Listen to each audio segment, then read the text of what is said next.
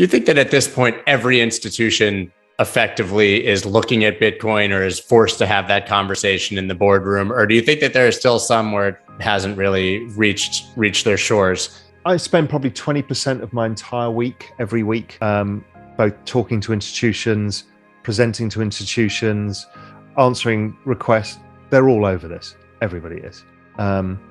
Everybody, if you talk to anybody from Galaxy to Lucre to any of these companies that see the onboarding, NIDIG, all they're seeing is wall-to-wall requests, incoming, onboarding. It takes a while. People don't understand that, for institutions to go, oh, well, we're going to buy Bitcoin.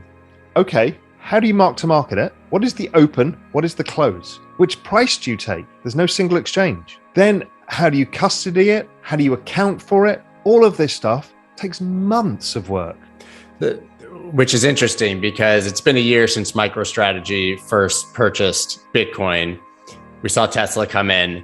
Then Michael Saylor hosted a meeting of 2,000 CFOs or representatives from companies. And there was this sentiment that by March or April, we would see 100 more companies adding Bitcoin to their treasury. And it didn't happen. Then obviously we saw the correction. People could argue that that's a reason that they didn't come in then. But do you think it's just a function of what you just described? It's going to take 6 months or a year, 18 months? It's a function of two things. For institutions, it's a function of what I talked about. It just takes time. Right? There's a lot of people to get across the line and you need to appease a lot of people. For the corporations, it's how you account for it in GAAP accounting. This is the big problem, is you can only mark it down, you can't mark it up, and it has volatility in your quarterly earnings. So only people like Michael Saylor will accept it. Others won't. So everyone's trying to figure out, can we get GAAP accounting rules changed?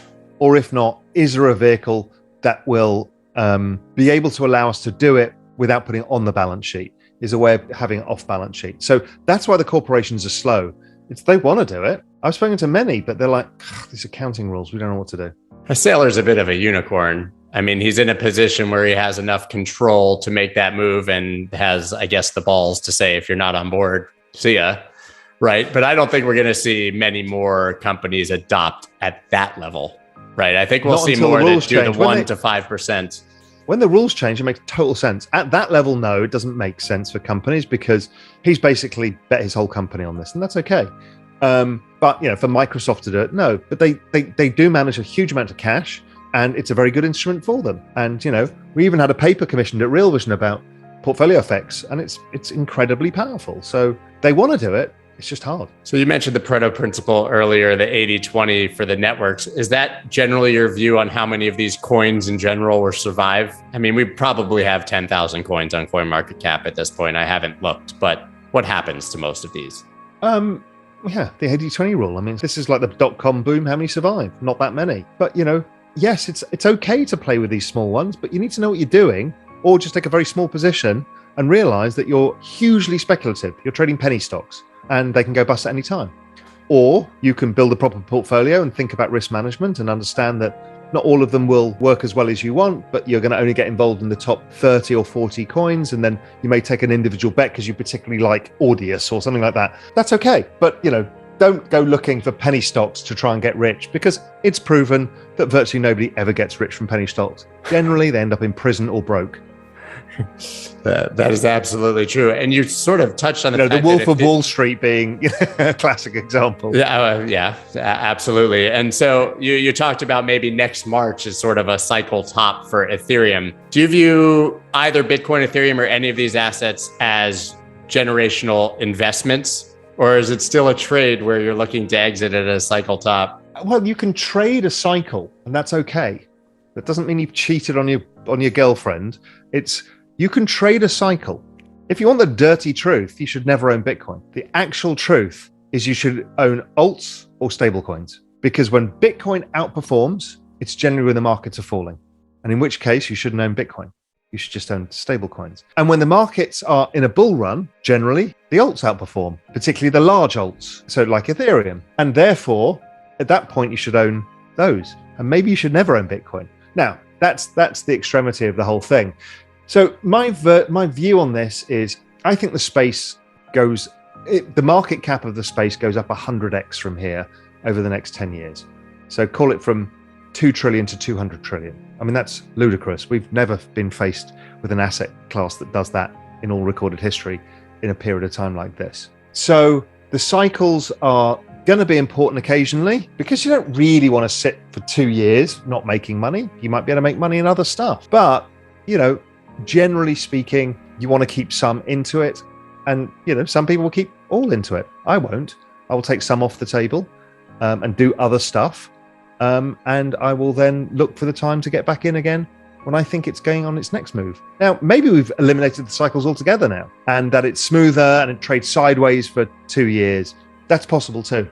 I don't really have a view, but I won't be 100% my net worth the entire cycle. That doesn't make 100% sense to me. Yeah, but would you be 20? Oh yeah.